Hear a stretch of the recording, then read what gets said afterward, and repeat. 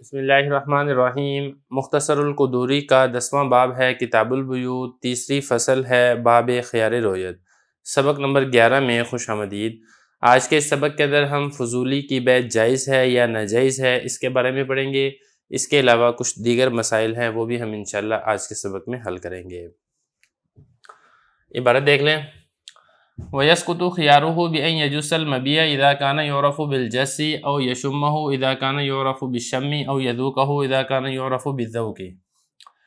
وَلَا يَسْقُطُ خِيَارُهُ فِي الْعِقَارِ حَتَّى يُوصَفَ لَهُ وَمَنْ بَاعَ مِلْكَ غَيْرِهِ بِغَيْرِ أَمْرِهِ فَالْمَالِكُ بِالْخِيَارِ إِنْ شَاءَ أَجَازَ الْبَيْعَ وَإِنْ شَاءَ فَسَخَ وَلَهُ الْإِجَازَةُ إِذَا كَانَ الْمَعْقُودُ عَلَيْهِ بَاقِيًا وَالْمُتَعَاقِدَانِ بِحَالِهِمَا وَمَنْ رَأَى أَحَدَ الثَّوْبَيْنِ فَاشْتَرَاهُمَا ثُمَّ رَأَى الْآخَرَ جَازَ لَهُ أَنْ يَرُدَّهُمَا ومن مات وله خيار الرؤية بطل خياره ومن رأى شيئا ثم اشتراه بعد مدة فإن كان على الصفة التي رآه فلا خيار له وإن وجده متغيرا فله الخيار۔ ترجمہ دیکھ لیں۔ اور اندھے کا خیار رویت ساقط ہو جائے گا بئیں طور کہ وہ مبیع کو چھو لے اگر مبیع ایسی چیز ہے جس کو چھونے سے پہچان ہو جاتی ہو، یا اس کو سونگھ لے اگر مبیع ایسی چیز ہے جس کی پہچان سونگھنے سے ہوتی ہو، یا مبیع کو چکھ لے اگر مبیع ایسی چیز ہے جس کی پہچان چکھنے سے ہوتی ہے۔ اور ساقط نہیں ہوگا اندھے کا خیار رویت زمین کے بارے میں یہاں تک کہ اس زمین کی صفات اس کے لیے بیان کر دی جائیں، اور جس شخص نے دوسرے کی مملوکہ چیز کو بیچ دیا اس کی اجازت کے بغیر تو مالک کو اختیار ہے، چاہے تو بیع کو جائز قرار دے چاہے تو بیع کو فسخ کر دے۔ اور مالک کے لیے جائز قرار دینے کا اختیار اس وقت تک ہوگا جب تک معقود علیہ جس چیز پر عقد ہوا ہے وہ باقی ہو اور عقد کرنے والے بائع اور مشتری دونوں اپنی حالت پر باقی ہوں۔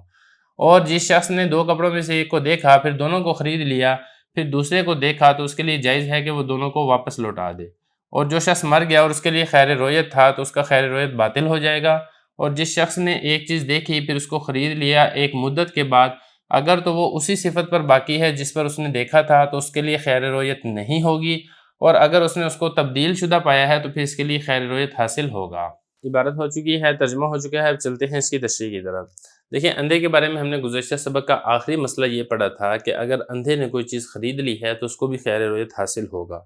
تو اس پر سوال یہ ہوا تھا کہ اندھا تو دیکھ نہیں سکتا ہے تو پھر اس کے لیے خیر رویت کیسے ثابت ہوگا؟ تو وہ بتا رہے ہیں کہ جو مبیع ہے اس کی مختلف قسمیں ہوتی ہیں۔ بعض مبیع چیز ایسی ہوتی ہے جو ٹٹولنے سے ہی اس کی کیفیت معلوم ہو جاتی ہے۔ تو اگر تو مبیع ایسی ہو کہ جس کی کیفیت ٹٹولنے سے پتہ چل جاتی ہو، اور جو اندھا ہے اس نے مبیع کو ٹٹول لیا،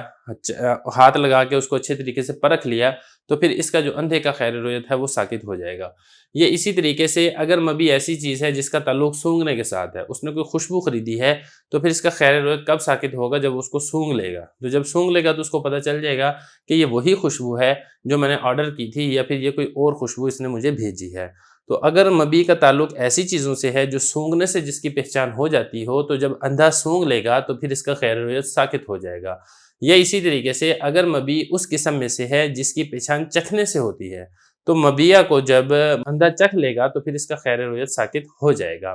جیسے مثال کے طور پہ اس نے بریانی آرڈر کی تھی، اب بریانی مل گئی، اب وہ چکھا اس نے، جب وہ چکھا تو آگے سے زردہ نکلا،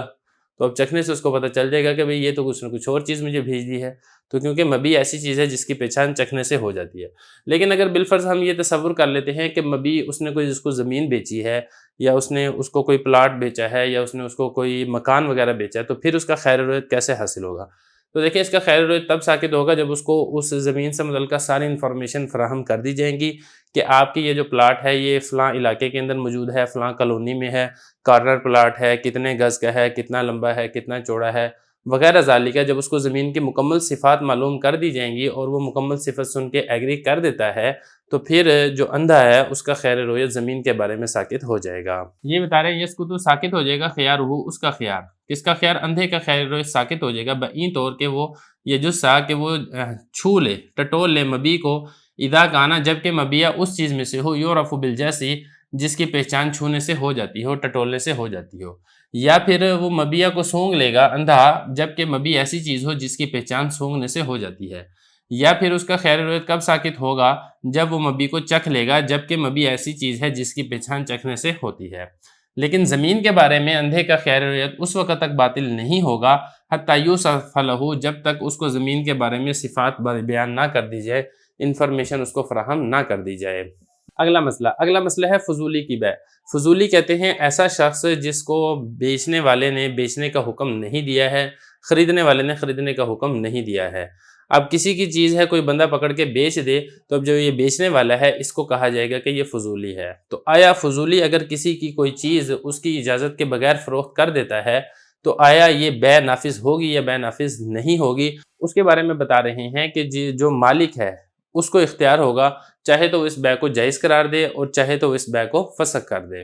دیکھیں ذرا، یہ بتا رہے ہیں ومن باع، کسی شخص نے بیچ دی ملک غیری، غیر کی مملوکہ کوئی چیز، بغیر امری ہی، اس کی اجازت کے بغیر۔ کس کی اجازت کے بغیر؟ مالک کی اجازت کے بغیر۔ تو مالک کو اختیار ہوگا چاہے تو بیع کو جائز قرار دے اور چاہے تو بیع کو فسخ کر دے۔ لیکن اگر یہ جو مالک ہے بیع کو جائز قرار دینا چاہتا ہے تو پھر اس کے لیے ضروری ہے کہ معقود علیہ، یعنی وہ چیز جس کے اوپر عقد کیا گیا ہے، اور عقد ہوتا ہے مبیع کے اوپر، جو چیز بیچی جا رہی ہے وہ چیز اس وقت موجود ہونی چاہیے۔ اب اس کی ایک اور مثال لے لیتے ہیں کہ آم تھے، وہ آم بیچ دیے مالک کی اجازت کے بغیر۔ اب وہ جو آم تھے مشتری نے کھا لیے، اب معقود علیہ چیز ہی باقی نہیں رہی ہے، تو لہذا اب مالک کو اس بیع کو جائز قرار دینے کا اختیار حاصل نہیں ہوگا، کیونکہ جس کے اوپر عقد ہوا ہے وہ عقد ہوئی چیز یعنی مبیع وہی باقی نہیں ہے۔ اسی طریقے سے یہ بھی ضروری ہے متعاقدین یہ بھی موجود ہو۔ متعاقدین عقد کرنے والے میں نے آپ کو بتا چکا ہوں، بائع اور مشتری کو متعاقدین کہا جاتا ہے۔ اگر متعاقدین موجود ہیں، مثال کے طور پہ کوئی ایک ان میں سے مر نہیں گیا ہے یا کوئی ایک ان میں سے پاگل نہیں ہو گیا ہے، تو پھر اس وقت تک جو اصل مالک ہے وہ بیع کو جائز قرار دے سکتا ہے۔ اور اگر معقود علیہ یعنی مبیع ہی موجود نہیں ہے یا پھر متعاقدین میں سے کوئی ایک شخص موجود نہیں رہا ہے تو پھر جو اصل مالک ہے اس کو بیع کو جائز قرار دینے کا حق حاصل نہیں ہوگا، وہ اس بیع کو فسخ ہی کرے گا۔ دیکھیں وَلَهُ الْإِجَازَةُ، اور جو مالک ہے اس کے لیے بیع کو جائز قرار دینے کا حق کب تک ہے؟ اذا کانا، جب معقود علیہ جس کے اوپر عقد کیا گیا یعنی مبیع باقی ہو، مبیع فنش نہ ہو گئی ہو، والمتعاقدانی، اور جو متعاقدین عقد کرنے والے ہیں وہ بھی اپنی حالت پر باقی ہوں۔ اگلا مسئلہ یہاں پر یہ بتا رہے ہیں کہ ایک شخص نے دو کپڑے خریدے، دو مختلف کپڑے خریدے، دو تھان خرید لیے، ایک لیڈیز ہے ایک جینٹس ہے، اور ایک کپڑا اس نے دیکھ لیا تھا، لیکن جب اس نے دوسرا کپڑا دیکھا ہے تو اس کو پسند نہیں آیا، تو اس کو اس بات کا حق حاصل ہے کہ وہ دونوں کے دونوں کپڑے ہی واپس کر دے۔ دیکھیں ومن رأى احد الثوبین، اور اگر کسی نے دو کپڑوں میں سے ایک کپڑا دیکھ لیا پھر دونوں کپڑوں کو ہی خرید لیا، پھر بعد میں جب وہ دوسرا کپڑا دیکھے گا تو جو مشتری ہے اس کے لیے جائز ہے ان یردا، یہ کہ وہ لوٹا دے، ہما ان دونوں کو، کن دونوں کو؟ ان کپڑے کے دونوں کپڑے کے تھانوں کو واپس کر دے، اس کو اس بات کا حق حاصل ہوگا۔ اس کے بعد اگلا مسئلہ یہ بیان کیا ہے کہ خیار رویت تو حاصل ہوتی ہے، لیکن اگر خریدار مر جاتا ہے تو مرنے کے ساتھ ہی اس کا خیار رویت باطل ہو جائے گا، یہ خیار رویت اس کے ورثاء کی طرف منتقل نہیں ہوگا۔ دیکھیں ذرا، ومن مات، جو شخص مر گیا، وَلَهُ خِيَارُ الرُّؤْيَا، اور اس کو خیار رویت حاصل تھا مرنے سے پہلے، جب مر گیا تو بطل خیارہ، تو اس کا جو خیار رویت ہے یہ کیا ہو جائے گا؟ باطل ہو جائے گا۔ اس کے بعد اگلا مسئلہ یہ ہے کہ مشتری ہے اس نے ایک چیز دیکھی تھی، مثال کے طور پہ یہ دیکھ لیں کہ اس نے ایک گھر خریدا ہے، اس نے گھر دیکھا ہوا سارا اچھے طریقے سے، اب اس نے 6 مہینے بعد خریدا ہے، کچھ عرصے بعد وہ گھر خریدتا ہے،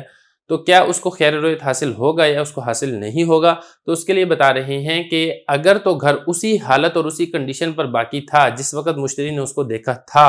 تو پھر تو اس کو خیار رویت حاصل نہیں ہوگا، اور اگر اس کے اندر تبدیلی آ چکی ہے، مثال کے طور پہ جب اس نے دیکھا تھا اس وقت اس کے 6 کمرے تھے، اب جب 6 مہینے بعد جب وہ دیکھتا ہے تو اس میں ایک کمرہ وہ گرایا جا چکا ہے، یہ ایک کمرہ ہے اس کے اندر سے پینٹ اکھاڑا جا چکا ہے، اس کے